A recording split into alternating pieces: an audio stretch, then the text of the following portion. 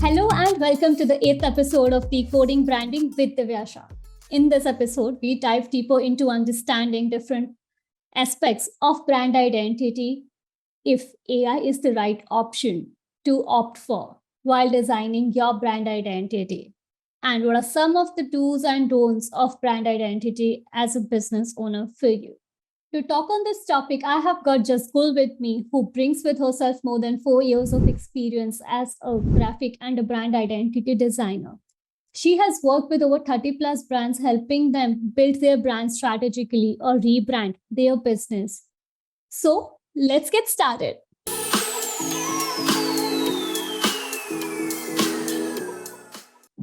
Hello, Jasgul. Welcome to my podcast, Decoding Branding with Divya Shah. How are you doing? I'm doing good, Divya. How are you? I am doing great too. Thank you. Jasgul, my very first question to you is that most of the founders, consider branding to be really expensive. They think that branding is just, one logo and a packaging design if you're into a physical product-based business. So what is your take on this whole thing? I've been asked this question a lot of time, honestly, not by like people like you, even clients as well ask me this question. So to give a theoretical answer, branding is not just a logo design or packaging. It is much, much more like than that. It is the overall image and perception that people have of a company or a product. A strong business or a strong brand can help stand out in a crowded market, attract the customers, and even you can ask for a higher price for your product or your service. I would say it is an investment that can pay off in the long run by you are creating a business which will have a lasting experience, a positive reputation, and you will, of course, establish a competitive advantage over other businesses. But working with a lot of businesses and talking to a lot of business owners in the past year, I have learned a few things. I can say there are many categories of business, and here I am specifically talking about the amount of initial investment and they are doing in their business and their expected revenue in the first year. So the answer to the whole branding is very expensive question lies directly here. If a business is starting up from their own pocket money, or they are just experimenting, or want to try out their product in the market, certain scenarios happen like that. So of course branding would be expensive for them. And like I have to say, business owners have to believe in their own business first. They should believe that their business is worth the expenditure in creating a lasting and impressionable identity. And yes, they should be willing to invest in their very own company. So I can say it's all linked.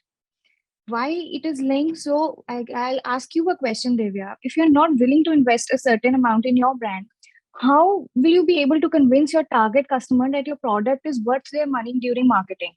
So if the foundation is not correct, how will you go to the end customer? How will you convince them? So the answer to the whole question lies directly there, and it's all about mindset.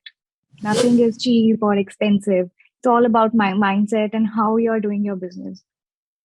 Fair enough. Fair enough. So while we're talking about, considering this to be a whole mindset and an investment thing, I often tell my prospects or anyone who I speak to who asks me, very similar question, ki, why is branding so expensive? And then I tell them, when you're investing in mutual funds, you don't, consider that to be an expense. That's for your future safety. Similarly, branding is securing your business from it can't bulletproof your business, but it of course helps you dodge a lot of unnecessary things that are likely to come up in the future with respect to your business. So that's what I tell them.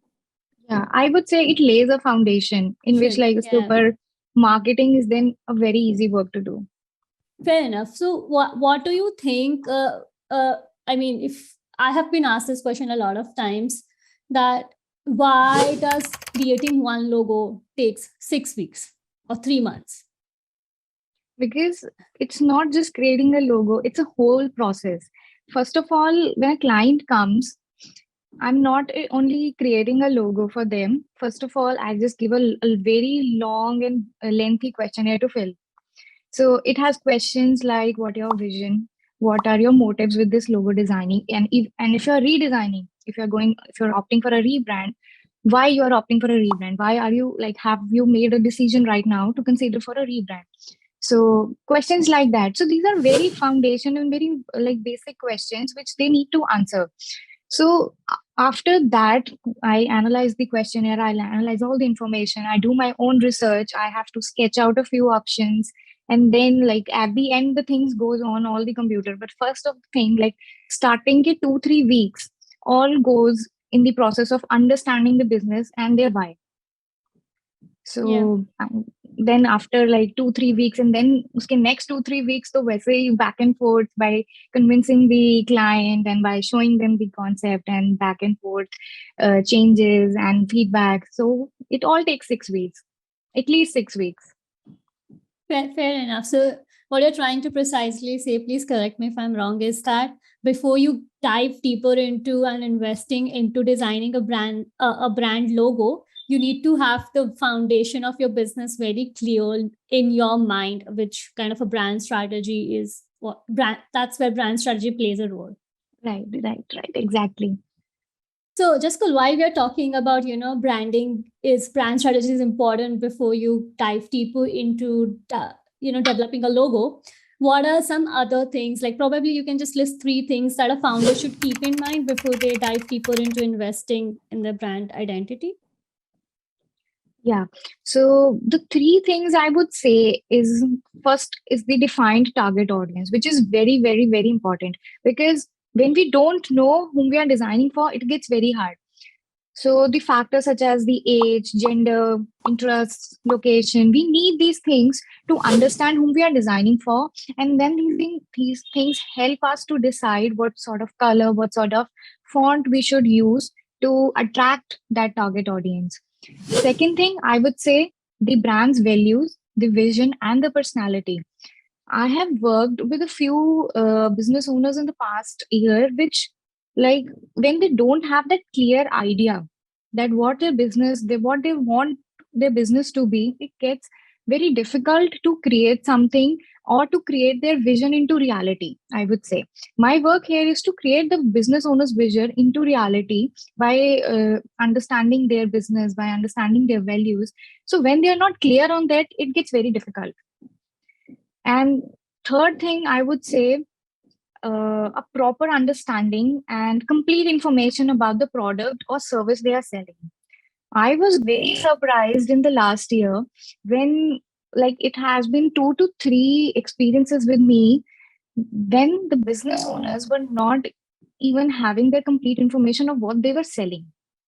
They came Okay. to, yeah, they came to me for their own brand, like they want to their business branded, but what they are selling, we are into, like they were telling me कि हाँ अभी हम बात कर रहे हैं, we are seeing what they are selling, we will discuss and we will finalize later.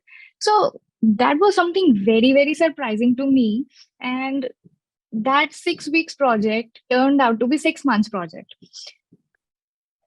Holy. Okay. Yeah. So now I see like this thing to be a non-negotiable. If you don't have the complete information about the product or service you're selling, how can I help you? Fair enough. That's completely right. I totally agree with you on that side. That's good. So, I mean, since you ask your business or your clients, questions on vision and their brand values, have you ever really received any absurd answers, especially when it comes to vision statements? I haven't any like received an absurd answer. I have received no answer sometimes. Like Oh, you well, don't have that's any also an name. absurd answer, is what I feel like. That's what I would honestly call it, because I've had this is not to really like mock anyone or something, but to really ask the founders to be super clear on their vision. Because I have had answers like in the discovery calls where they're like, we just want to make money, get the investment back and then exit, which is a good thing.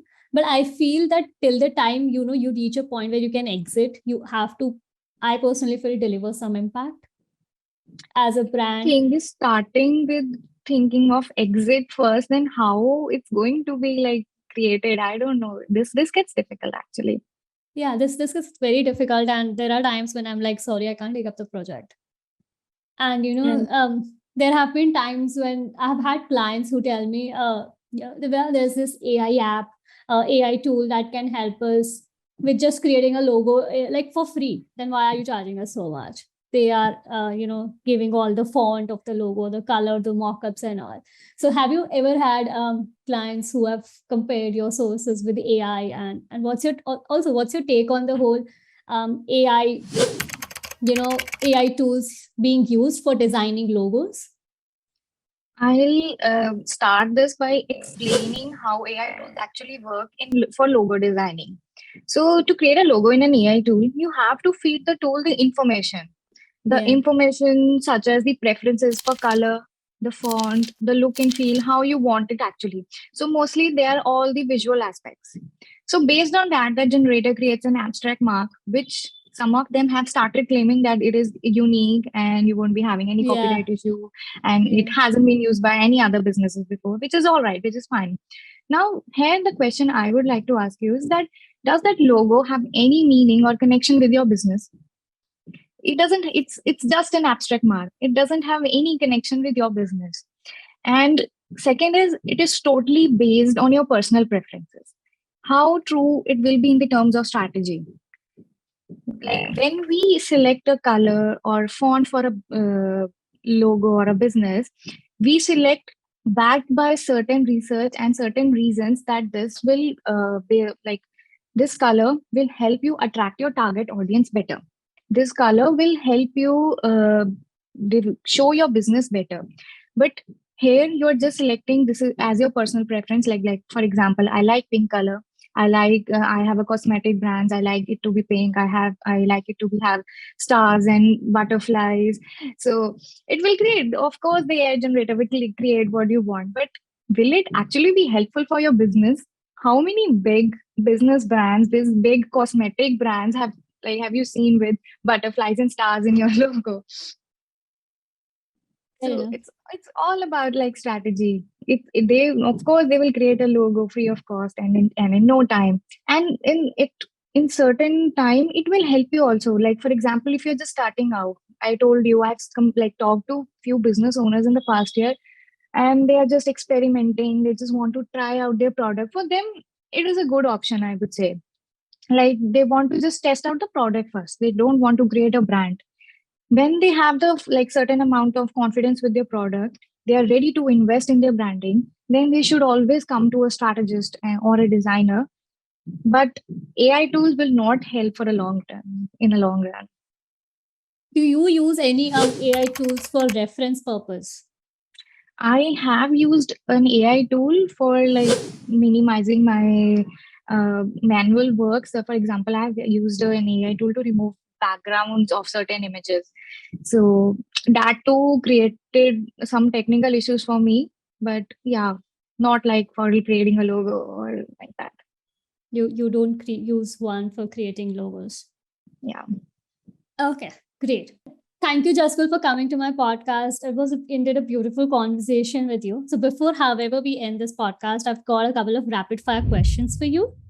And yeah, let's get started. So my very first question is, would you prefer working in an agency since you've already worked, or do you love working as a freelancer? I'm loving working as a freelancer. Great. Do you prefer LinkedIn post with photos or without photos? With photos. Okay. Adventure activities in the beach since you love beach, or would you prefer, sleeping and relaxing on the beach? I would prefer relaxing. Okay. 3 Indian brands you refer to for inspiration. I love Sugar Cosmetics, quirky branding, Zomato's wittiness, and Paperboat's nostalgic experience through their branding. Great. Interesting. Interesting. Okay, one last question, which I've been asking, I think a lot of fellow speakers who have come in previously, is to choose between Nike or Apple as a brand. Apple. Oh, that was a pretty quick one. Great, great. Great. Okay. Any reason for Apple?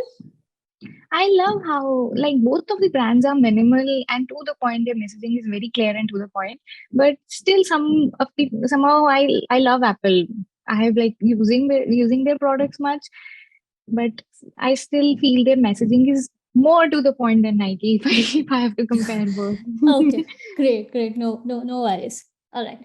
Thank you, Jasgul, for coming here on my podcast and sharing those nuggets of information with me and all the listeners who are listening to us here. Thank you so much. It was Thank an you so absolute much, Divya, pleasure. for having me. It was such a great opportunity. I couldn't think of it also. So thank you so much. Thank you. Well, that was an insightful podcast with Jasgul, and I hope you feel the same as a listener of my show, Decoding Branding with Divya Shah. Do not forget to hit the subscribe button and share this podcast with your friends and in your network, helping them get better at their business and not making the same mistakes that other founders have done. Stay tuned for the next episode. Until then, this is Divya Shah signing out. Thank you.